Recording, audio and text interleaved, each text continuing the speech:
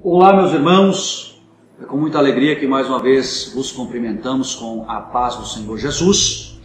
Para nós é um prazer estarmos aqui para mais um encontro da nossa Escola Bíblica Dominical.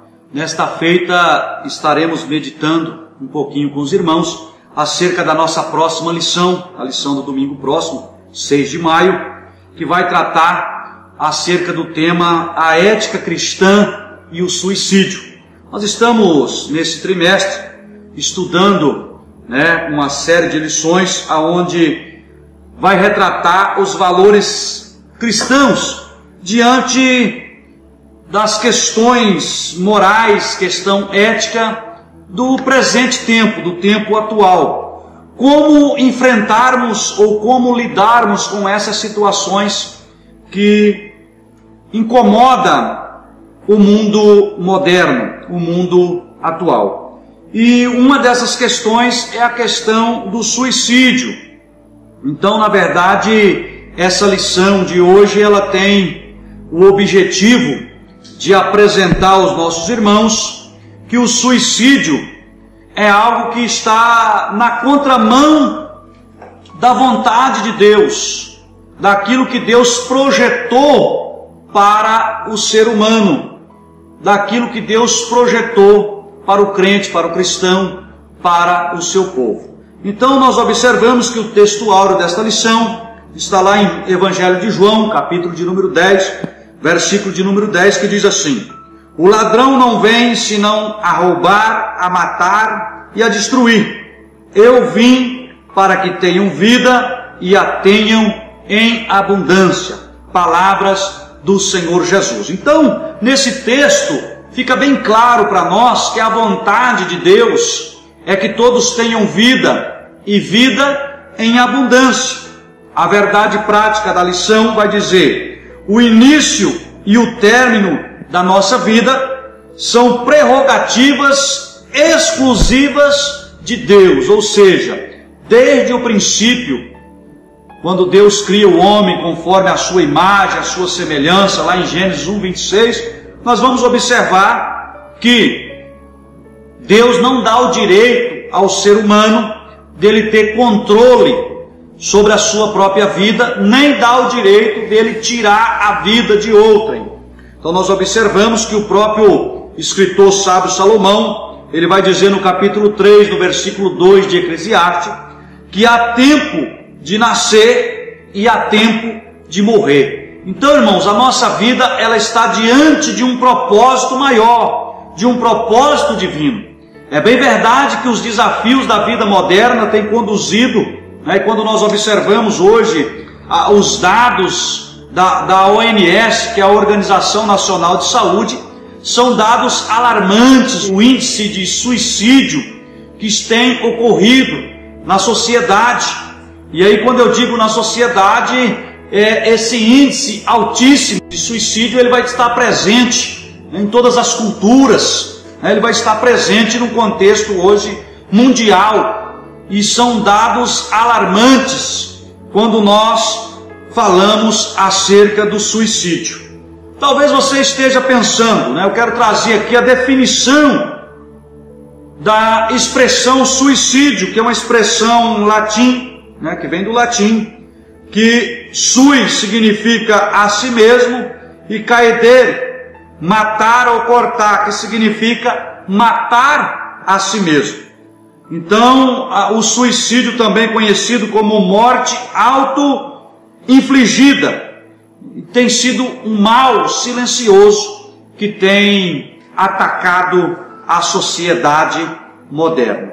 O objetivo da lição que nós vamos estar estudando no próximo domingo é justamente mostrar qual é o entendimento com base nos evangelhos, com base nas escrituras sagradas acerca desse tema, que é um tema bastante polêmico, mas nós vamos estudar conforme a nossa regra de fé e conduta, conforme a ética cristã. E as escrituras vão registrar pelo menos 6 casos de suicídio no Antigo Testamento, e um caso de suicídio no Novo Testamento.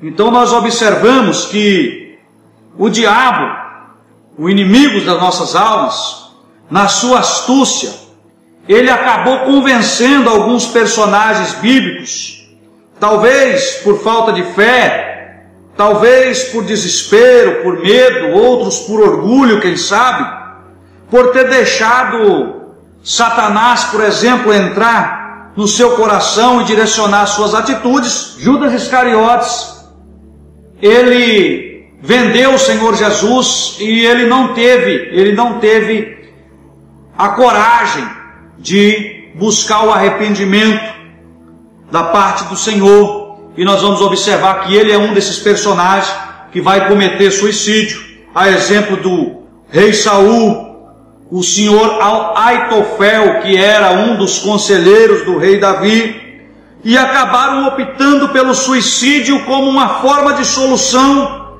para os seus anseios naquele contexto, naquele momento de suas vidas.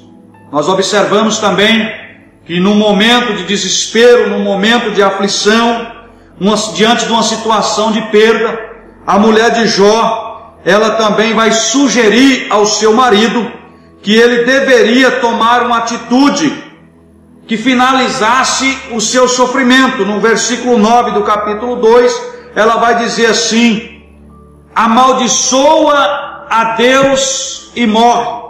Porém, Jó vai responder como um homem temente a Deus, e vai dizer no versículo de número 10, como fala qualquer doida, assim falas tu. Nós recebemos o bem de Deus e o mal, como não receberíamos?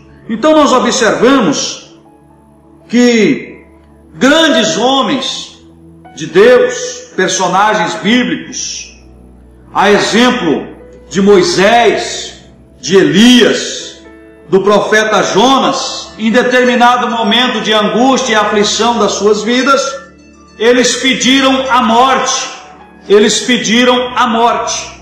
Porém, quando nós lemos a história bíblica, nós vamos observar que no auge da sua angústia, no auge da sua depressão, no auge da sua tristeza, Deus os socorreu, Deus deu livramento, Deus deu vitória.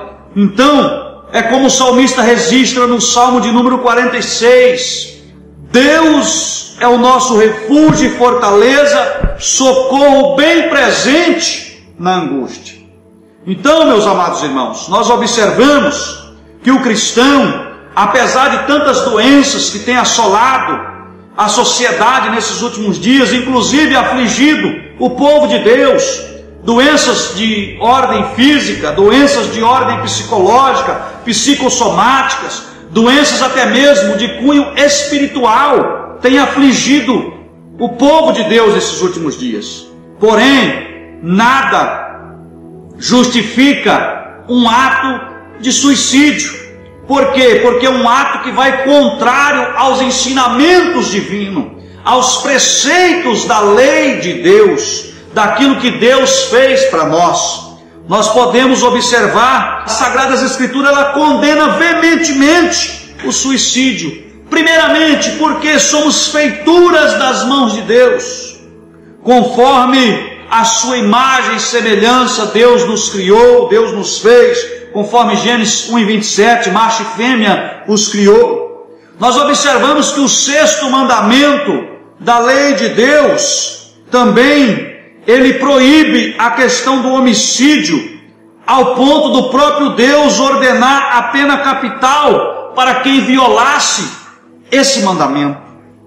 Nós observamos que o Novo Testamento, além de condenar o homicídio, ele vai condenar ainda a questão do ódio, que leva ao ser humano ter o desejo da morte do próximo, como nós podemos observar na primeira carta de João, capítulo 3, versículo de número 15. Talvez você que está me ouvindo aí, está pensando, mas são tantas as causas, são tantas as dificuldades, mas nada, meus irmãos, nada justifica uma atitude cruel uma atitude covarde, até mesmo nós poderíamos usar esta palavra, porque é uma atitude que vai contrária à bênção de Deus, o plano de Deus, o projeto de Deus para as nossas vidas. É como nós lemos aqui no texto áureo, o projeto de Deus para nós é que nós tenhamos vida. Nós não temos esse direito enquanto seres humanos, enquanto criaturas de Deus, de dar cabo à nossa própria vida. Até porque é uma atitude individualista, egoísta, porque as pessoas que praticam tal ato, eles não se preocupam com o mal que estão causando aos seus próximos. Cada vez que acontece um suicídio, segundo a OMS, esse suicídio ele vai gerar problemas psicológicos, problemas de ordem sentimental, e mais 6 ou 7 pessoas que fazem parte daquele convívio, daquele contexto familiar. Então, meus irmãos, nós observamos que biblicamente essa prática ela é totalmente irrefutável, reprimida. Então, nós não podemos jamais permitir que esse tipo de coisa venha acontecer no nosso meio, no nosso convívio. Pelo contrário, a Bíblia Sagrada ela nos orienta a nós orientar essas pessoas, a nós trazermos uma palavra de ânimo. Não importa qual seja o problema enfrentado, Deus tem a solução. Dar cabo à própria vida não significa solucionar o problema, mas significa criar outros problemas.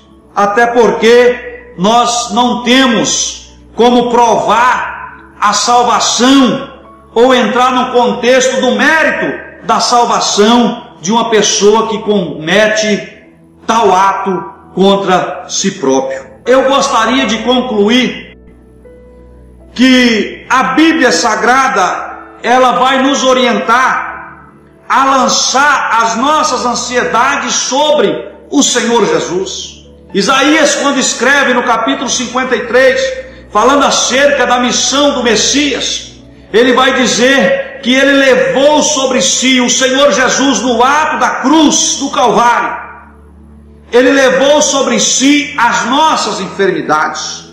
E eu gostaria de encerrar, de concluir esse ensinamento nesta tarde, deixando para a vossa meditação um texto sagrado que está na primeira carta do apóstolo Pedro, capítulo de número 5, versículos 7, 8 e 9, que diz assim: lançando sobre ele toda a vossa ansiedade, porque ele tem cuidado de vós.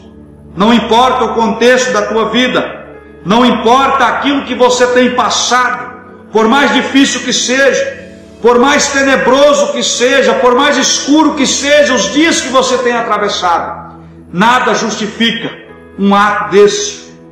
Pelo contrário, a Bíblia nos orienta a nós buscarmos ajuda em Deus. O Senhor Jesus, ele levou sobre si as nossas enfermidades, as nossas dores. E agora Pedro, escrevendo aqui na sua carta, ele vai dizer que nós devemos lançar sobre o Senhor Jesus toda a nossa ansiedade. Por quê? Porque o Senhor Jesus tem cuidado de nós. Nós precisamos estabelecer essa conduta de relacionamento, de confiança, de fé com o nosso Deus. E aí no versículo 8 ele vai dizer assim: sede sóbrios, vigiais, porque o diabo, vosso adversário, anda em derredor, bramando como leão, buscando a quem possa tragar. É aí que nós temos que tomar cuidado. Os dias atuais, a sociedade moderna, é tanta correria, é tanta preocupação, né? É tantas coisas, é tantos afazeres que às vezes tem tirado a paz, que às vezes tem perturbado a vida de muita gente. Porém, o conselho do apóstolo Pedro para nós é para que nós vigiemos, porque o diabo ele anda procurando a quem possa tragar, ele anda procurando uma brecha para entrar na sua mente, para invadir seus pensamentos, para quem sabe colocar uma mensagem negativa, uma mensagem de derrota, uma mensagem onde ele diz que não tem mais jeito, que não tem mais como, que você precisa encerrar a sua própria vida. Mas isso não é verdade.